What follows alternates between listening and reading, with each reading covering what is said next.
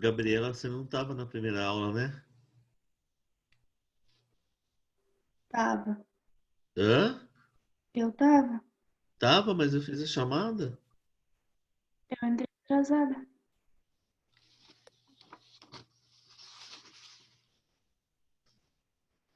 Tem que falar quando chegar, mesmo atrasada, precisa falar pro professor para poder pôr a presença.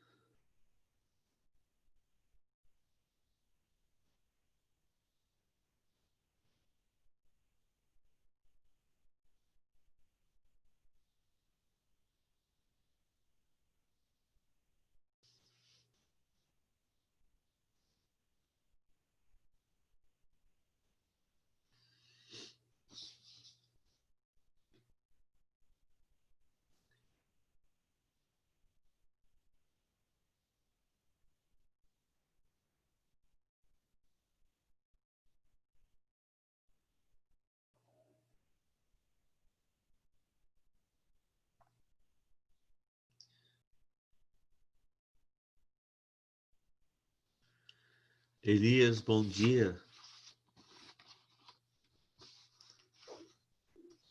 Bom dia. Você chegou agora na segunda aula, né, Elias? Isso, Tá. e agora?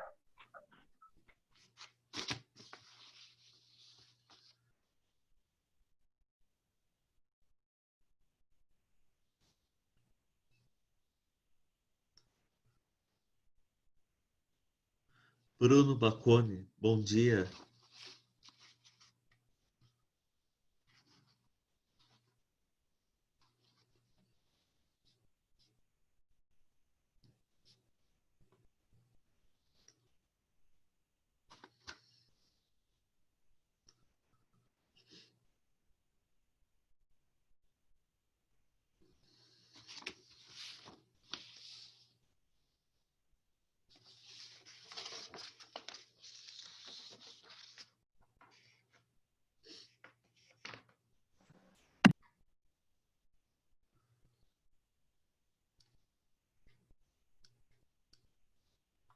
Bom, vamos lá. Senão não vai dar tempo.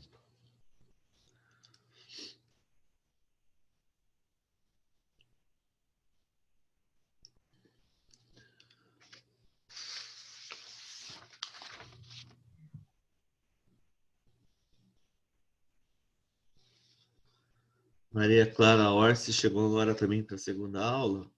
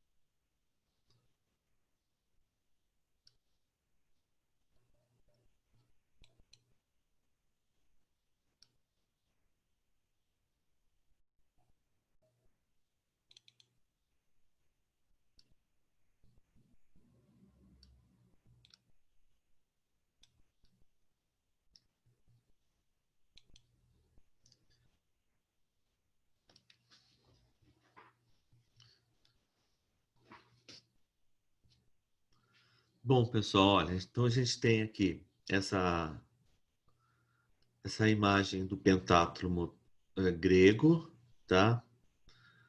É, essas imagens são registradas principalmente em cerâmica e foram resgatadas pelos arqueólogos e fazem parte de exposições de museus.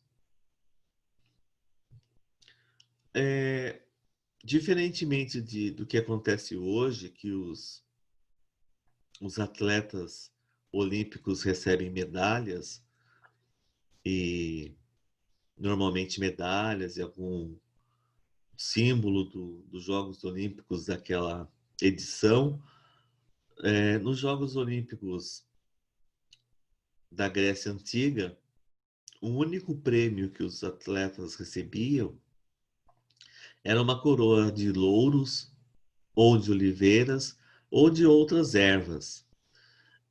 Não havia nenhum tipo de premiação, seja ela material ou financeira, né? Eles não recebiam nenhum prêmio material ou dinheiro, por exemplo, porque o importante para eles era mesmo a glória, a honra e o reconhecimento dos seus conterrâneos. Isso que era importante para eles. O importante era ser recebido nas suas cidades e estados com cantos. Eu escrevi doenças, está errado ali, tá, gente? É cantos e danças. Desculpe ali o erro. É cantos e danças. Eles eram recebidos de forma festiva pelos seus conterrâneos. E a glória e a honra era o maior reconhecimento que um atleta olímpico poderia receber na sua época. Aqui a gente tem até a nossa imagem de abertura da apostila, o fragmento de vaso grego com muitos atletas e um músico com uma flauta dupla numa coleção estatais de antiguidade que está em Munique, né? Então a gente tem aqui toda a representação dos Jogos Olímpicos através de vasos, de ânforas antigas dos povos gregos. Era uma forma de estar preservando esses eventos tão especiais para os povos gregos, tá bom? Aqui a gente tem também uma representação dos Jogos Olímpicos expostos no Museu Nacional Romano, né? As corridas, os saltos, né? Na Grécia Antiga, os Jogos Olímpicos eram inicialmente praticados ao ar livre, participavam atletas das cidades-estados, os quais deviam cessar quaisquer hostilidade durante a realização dos Jogos, que era aquela trégua que eu falei para vocês. As Olimpíadas foram suspensas no final do século IV e demoraram praticamente 1.500 anos para voltarem a ser realizadas. Só que o histórico grego, né, a memória grega, não deixou que isso caísse no esquecimento, porque 1.500 anos depois da última Olimpíada grega, ela foi ressurgindo e voltou a ser realizada até que depois ela cessa novamente e ela Barão de Coubertin ressuscita ela no século XIX e aí a gente tem as Olimpíadas da Era Moderna, que são as Olimpíadas praticadas na nossa atualidade, né? Da forma que a gente tem hoje, né? Um dos maiores eventos esportivos da história contemporânea. Aqui, gente, tem um exercício. Eu vou instruir vocês o seguinte, ó. Na primeira parte, fala para vocês fazerem uma pesquisa sobre as Olimpíadas e a sua história, para que vocês possam responder o exercício 2 e o exercício 3. Como a gente tem esse histórico na apostila, então essa primeira parte aqui se torna desnecessário, tá? Eu não vejo motivo para vocês precisarem fazer esse exercício 1 aqui, tá? Então, esse daqui, vocês podem pular esse primeiro exercício aqui, tá? Vocês vão logo para o exercício 2 e depois para o exercício 3. Não precisa fazer o exercício 1, tá? Porque vocês podem ler na apostila o histórico das Olimpíadas gregas e já faz o exercício 2 e 3, não tem necessidade de ficar pesquisando, tá? Então, vocês estão liberados de fazer o exercício 1. Não tem precisão de fazer o exercício 1, tá bom? Vamos para o próximo.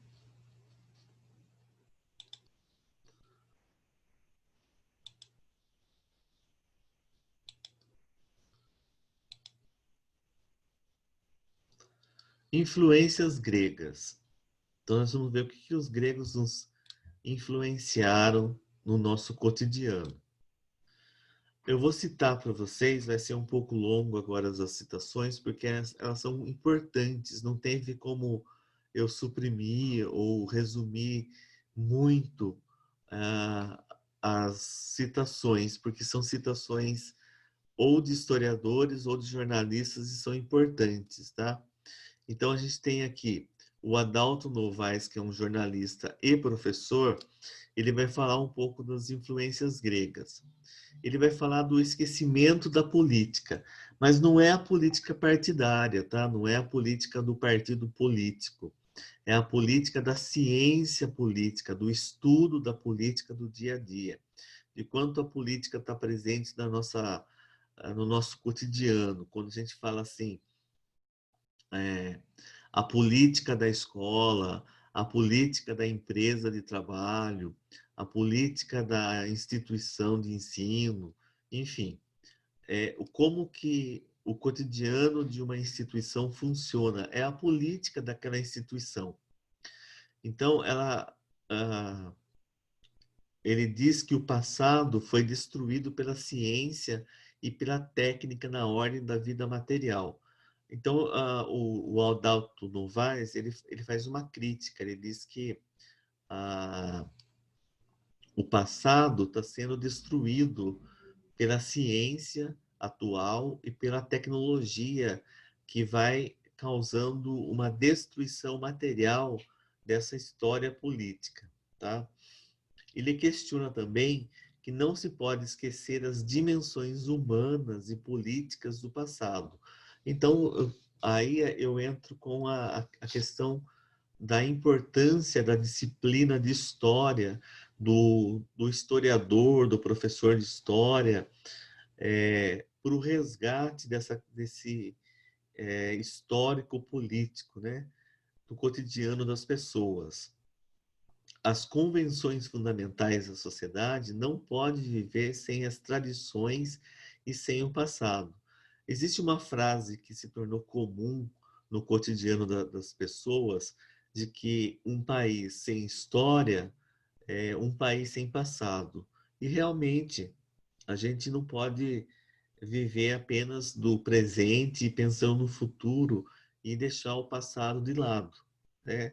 O passado é a história do povo, a história de uma cidade, a história de uma nação, e a nação, e mesmo nós como pessoas, né, como civis normais, nós temos uma história, cada um de nós tem uma história própria, e a gente precisa resgatar, ou pelo menos resguardar parte da nossa história, porque é a nossa história de vida. Então, a importância aqui dessa história política das nações. Daí ele faz um outro questionamento, né? O que aconteceria se simplesmente fosse esquecido tudo que foi escrito, a filosofia, as tragédias, as pinturas, os clássicos? O que será que aconteceria, né, se a gente tivesse um apagão aí e tudo se tornasse nulo? Como seria? O que vocês acham? Vamos pensar um pouquinho. Matheus Francisco, que gosta de participar bastante da aula. O que aconteceria, Matheus? Se é a pergunta. A última frase aqui do slide. O que aconteceria se simplesmente fosse esquecido tudo o que foi escrito, a filosofia, as tragédias, as pinturas, os clássicos? Hum, hum. Não ia ter arte? Não ia ter arte, o que mais? A gente não ia saber nada. Isso, a gente não ia ter embasamento, né? Tudo na vida a gente precisa ter uma. Eu escrevi um texto esses dias que eu dei o nome para o texto de molas e amortecedores. Na vida a gente precisa ter molas que impulsionam o assunto e amortecedores que, de certa forma, amortecem, eu não digo a queda, mas amortecem os solavancos que a vida dá, tá? Se vocês quiserem, eu posso gravar um podcast ou mesmo um texto normal, fazer uma gravação normal e ler para vocês o texto que eu produzi. Na vida a gente tem molas, eu chamei de molas e de amortecedores. E seria mais ou menos isso, né? Se a gente não tivesse molas, que seriam assuntos que impulsionam outros assuntos, a gente não teria do que falar, né? Então, o que o autor aqui quer dizer? Que se a gente não tiver um assunto precursor, a gente não tem um assunto posterior para ser comentado, né? Caía tudo no esquecimento, né? A gente não teria referências para outros assuntos. Imagine se tudo fosse esquecido, se tudo fosse destruído. Por isso que a importância das bibliotecas, dos museus, das galerias de arte, né? Tudo isso está lá guardado, não simplesmente para ficar guardado mofando, mas para que a gente tenha uma referência de onde pesquisar, de onde analisar o cotidiano atual a partir daquilo que já aconteceu, né? Qual que é o objetivo da história? É só contar o passado? Seria esse o objetivo da história? Qual que é o objetivo do passado, gente? Qual que é o objetivo da história?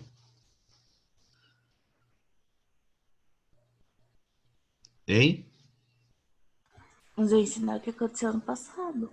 Por quê? Por que Pra que gente saber o que fazer no futuro. isso? Para que a gente possa analisar o passado, coisas boas do passado a gente pode aproveitar no presente, no futuro, e coisas erradas do passado a gente tem que tentar evitar no presente e principalmente no futuro. Então a gente tem um retrato do que foi para que não aconteça novamente, né? Essa é a importância que a história traz e outras, entre outras, né? Esse é um dos exemplos, tá? Entendido até aqui? Posso, Sei, posso continuar? sei. Então vamos lá.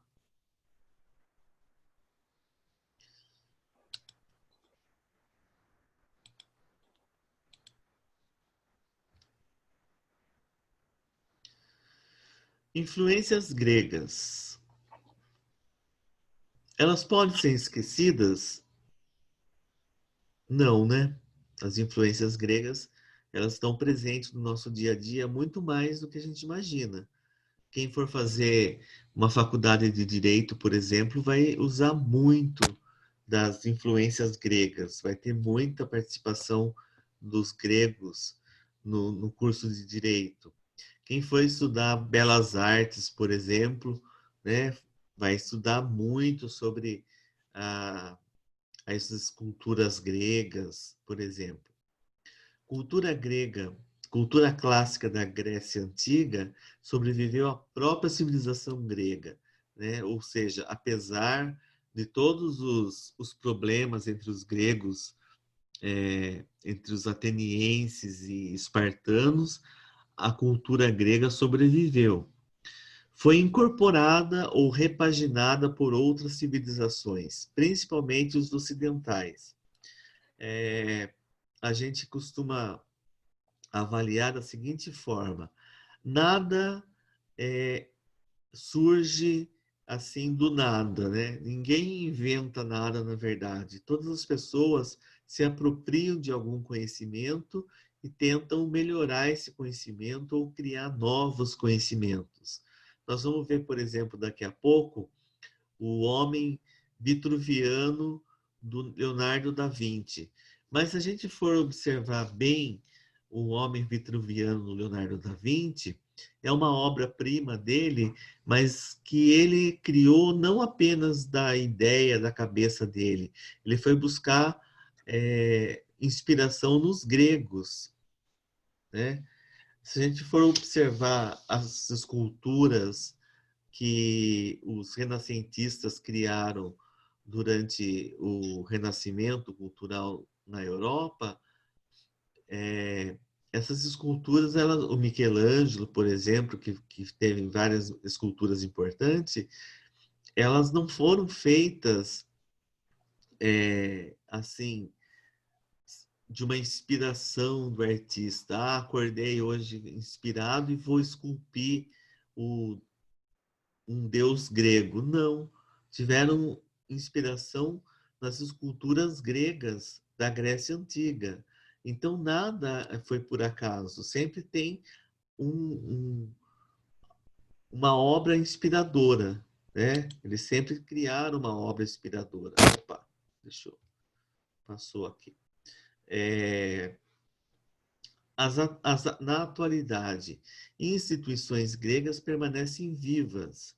Ou elas permanecem vivas porque elas foram preservadas, então elas existem ainda nos museus aí para a gente apreciar, ou elas permanecem vivas porque elas foram repaginadas por outros artistas, sofrendo mudanças características do seu tempo, né?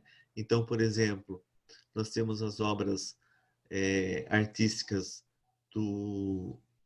da época dos gregos antigos, depois nós temos as obras antigas da época do Renascimento, e nós temos obras da Grécia Antiga repaginadas agora para o mundo contemporâneo. Sempre vai haver uma obra inspirada em obras antigas, sofrendo mudanças características do seu tempo, e aí a gente tem algumas importantes também, que não são obras de escultura, por exemplo, mas são obras literárias ou teorias, como a democracia, a monarquia, a tirania, né? Governos tiranos, austeros, que habitam o imaginário do Ocidente. Nós vamos estudar isso em outros conteúdos, né? Governos tiranos, governos que eram extremamente austeros, né? Que vão fazer parte do nosso estudo nas próximas unidades. Aqui, ó. Culturalmente, nós vamos encontrar filosofia, né? Vocês devem estar estudando na disciplina de filosofia as ideias do Sócrates, do Platão, do Aristóteles, né? A racionalidade humana versus o profano, né? As ideias que depois nós vamos ver que essas ideias aqui, né, a gente vai dar um salto bem grande e vocês vão estudar só no segundo colegial, que é o iluminismo, né? O iluminismo, com as ideias iluministas do século XVIII, elas remontam, na verdade, ideias da cultura grega, da cultura romana, do mundo antigo, lá de 5 séculos antes de Cristo. Então, por isso que eu falo para vocês, nada se inventa do nada. Sempre tem alguém ou alguma coisa que inspira os pensadores de outras épocas. Nas artes, a gente tem a escultura, a música, a arquitetura, festivais esportivos, daí a gente tem os Jogos Olímpicos, teatrais, né? A gente tem as tragédias e as comédias, e um que está presente no dia a dia de vocês, a matemática, né? Aqui eu tenho um exemplo do Teorema de Pitágoras, né? O A ao quadrado mais B ao quadrado, né? Teorema de Pitágoras. Aqui a gente tem um texto do Interpretando Documentos. A Helena, personagem da história em quadrinhos, que está lá no início da abertura do capítulo, é uma adolescente com dúvidas comuns aos seres humanos quanto à origem de tudo. Ao estudar a filosofia da Grécia Antiga, ela percebe que é possível encontrar algumas respostas nos saberes produzidos naquele período. Helena também é o nome daquela que, segundo a lenda disseminada entre os antigos gregos, era conhecida como a mais bela mulher do mundo. A lenda conta que Helena, uma das filhas de Zeus, era casada com o rei Menelau, de Esparta. Certo dia, ela foi sequestrada por Paris, de Troia. Tal episódio deu início a uma grande contenda militar que ficou conhecida nos versos do poema épico Ilíada, atribuída a Homero. E aí a gente tem todo aquele contexto da Guerra de Troia, né? Numa luta de gregos e troianos, por Helena, mulher de Menelau, conta a história de um cavalo de pau.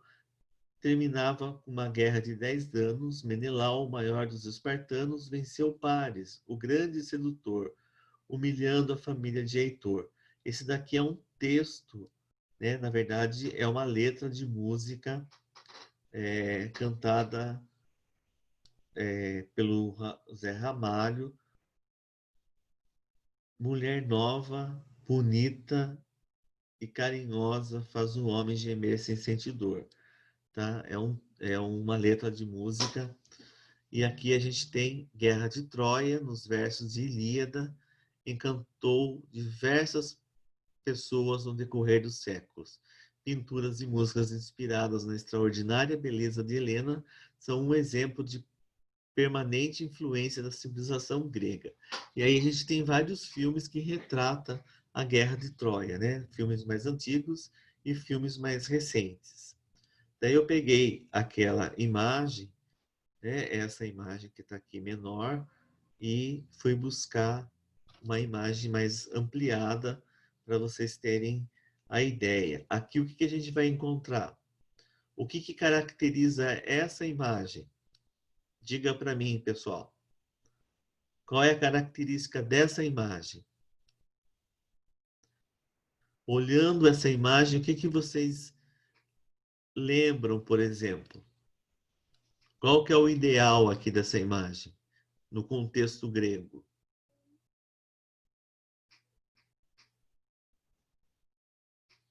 Vamos lá, estou aguardando a resposta de vocês. Rapidinho que vai acabar o tempo.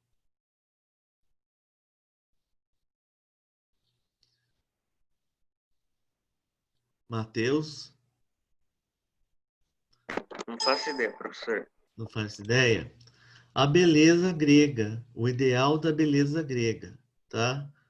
A gente não vai ver um grego gordinho, barrigudinho, cheio de pneuzinho, tá? Uma mulher toda fora dos padrões de beleza. Então aqui a gente vai ver a questão da beleza grega. Deixa eu ir mais rapidinho, que senão não vai dar tempo. Então a gente tem o ideal de beleza. Aqui a gente tem a comanda do exercício. Eu vou pular. A beleza grega. Conceitos teóricos da beleza para os gregos.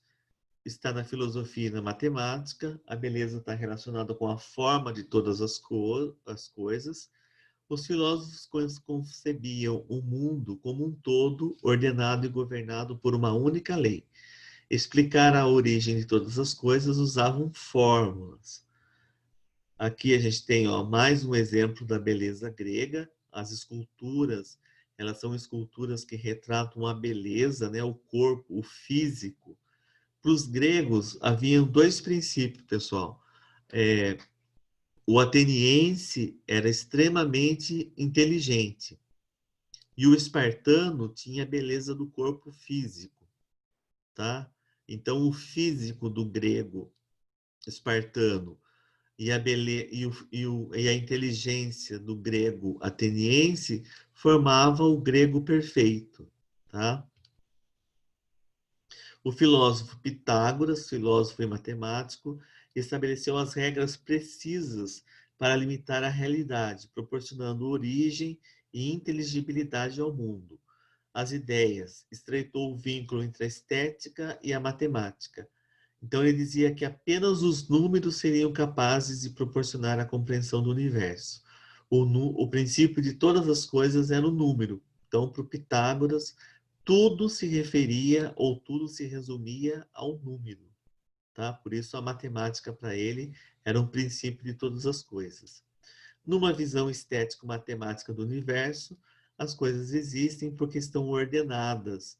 Ordenadas porque cumprem leis matemáticas, que por sua vez são condições de existência da beleza. Premissa demonstrada através da música, ordenação matemática, proporção que se baseia nos intervalos em relação à longitude de uma corda e à altura de um som. Quem estuda música, por exemplo, sabe que o princípio da música é a matemática, tá? Eu estudo um pouquinho de música e sei que a matemática está presente na música de uma forma muito importante, tá? Se a gente não sabe um pouco de matemática, a gente dificilmente consegue entender a música. E as concepções de beleza do Pitágoras repercutiu em outros pensadores gregos como Crícipo. A beleza não reside em cada um dos elementos, mas sim na harmoniosa proporção de todas as partes, na proporção de um dedo em relação ao outro, de todos os dedos em relação ao resto da mão, do resto da mão em relação ao pulso, desse em relação ao antebraço, do antebraço em relação ao braço, ou seja, de todas as partes em relação às partes. Então está tudo relacionado no ponto de vista do Crícipo. Aqui a gente vai encontrar o Discóboro e o Homem Vitruviano do Leonardo da Vinci. Daí eu trouxe para vocês uma imagem ampliada, né, o original do Discóboro. Percebam que o corpo humano aqui, o físico, é extremamente cultuado, né? Eles procuram fazer uma estátua perfeita do corpo humano. É o Discóboro de Miró.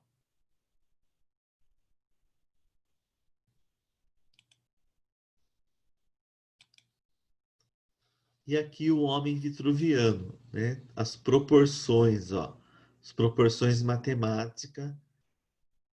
Depois vocês leiam o texto que fala do homem vitruviano, que vocês vão descobrir a história dele, está na apostila, tem todas as informações lá. Aí o mapa mental, a gente vai encontrar todos os resumos, né? A mulher grega, o homem grego, como que se dava. Aqui está todo o resumo do capítulo, tá? Os deuses gregos, as suas atribuições, as Olimpíadas, né? O que acontecia em cada momento.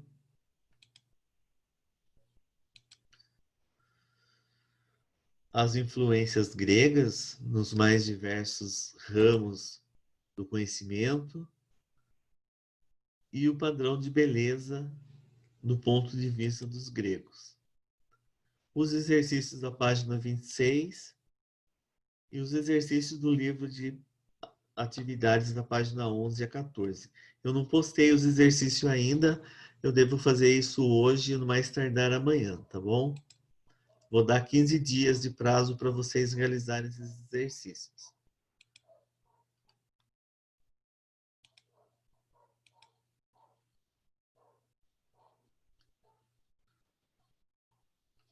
Tem mais alguém que chegou depois que eu já tinha feito a chamada?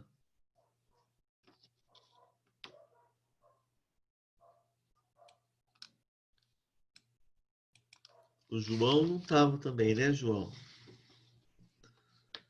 Chegou depois. Mais alguém? Elias eu já coloquei. Acho que só, né, gente? Sim, Tá. eu acho que sim. Bom, pessoal, alguma dúvida? Tem alguma dúvida? Professor, Oi, Nenhuma. tá tudo ok? sim. Sim, Deu para entender a aula de hoje? sim. Tá bom, Eu então. sim. Então, foi mais tranquilo, né? Uma aula mais simples, são informações mais do cotidiano, coisas que vocês já viram e que não é nada tão difícil assim, uma aula tranquila. Na próxima aula a gente vai falar sobre os romanos. Eu gostaria muito que vocês lessem o texto dos romanos antes, tá? O capítulo 8. Leiam o capítulo 8, pelo menos leiam uma vez ou duas, de preferência, 2 vezes seria interessante, para que quando eu fizer os questionamentos, vocês tenham algo para comentar sobre a aula, para não ficar só o professor falando e tendo que perguntar sempre para o mesmo aluno. Eu gostaria de que todos participassem para ficar uma aula mais dinâmica, tá bom? Mesmo sendo difícil a gente fazer isso virtualmente, mas para que a gente pudesse fazer um bate-papo mais interessante, tá? A gente terminando essa apostila, eu quero ver se a gente faz uma aula um dia só de bate-papo para a gente discutir os conteúdos que a gente já estudou até aqui, fazer um feedback mesmo do bimestre, conversar um pouco meio que informal só sobre o que a gente já trabalhou até aqui, tá bom? Bom, pessoal, é isso por hoje. Espero que vocês tenham entendido a aula. Um grande abraço a todos, uma excelente semana. Fiquem com Deus e até a próxima aula, tá bom? Até, Obrigada, professor, professor. pra você Ô, também. professor. Oi, cuidem-se. Tudo de bom. Tchau, professor. Tá, professor? Tchau, tchau.